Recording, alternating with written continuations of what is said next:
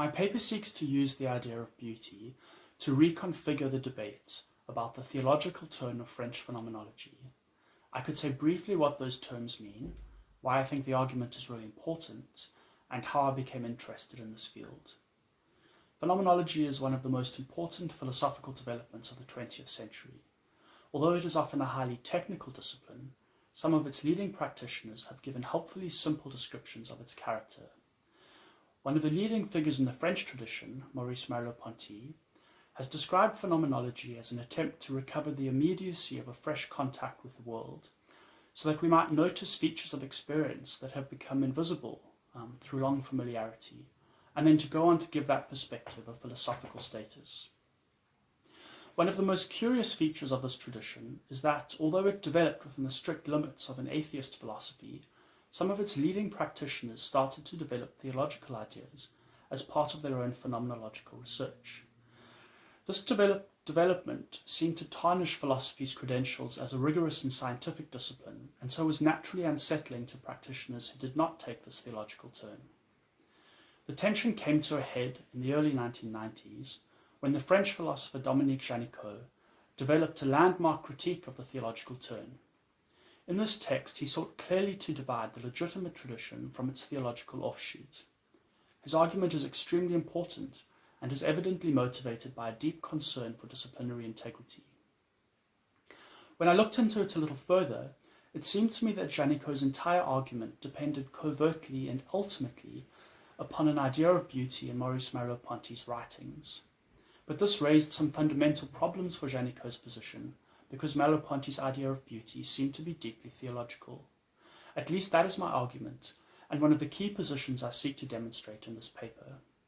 I also seek to unfold the implications for phenomenology, for its self-understanding, and the nature of the boundary which establishes its integrity in light of this particular idea of beauty.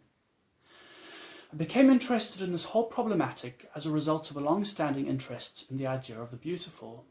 It seemed to be extremely important and yet very elusive, such that it was impossible to say anything definitive about it.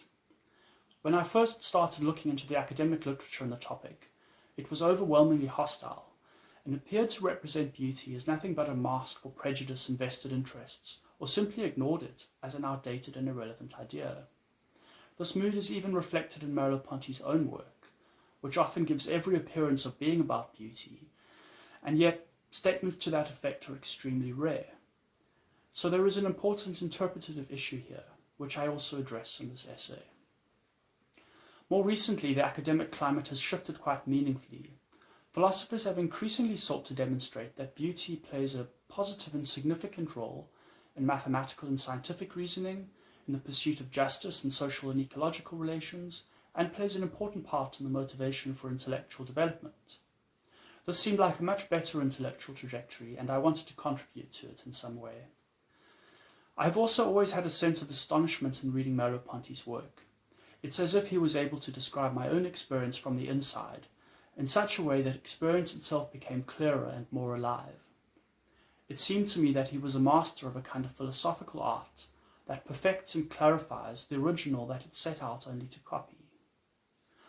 Although the argument that I develop in this paper focuses on a specific philosophical debate, it has important implications for a number of broader issues.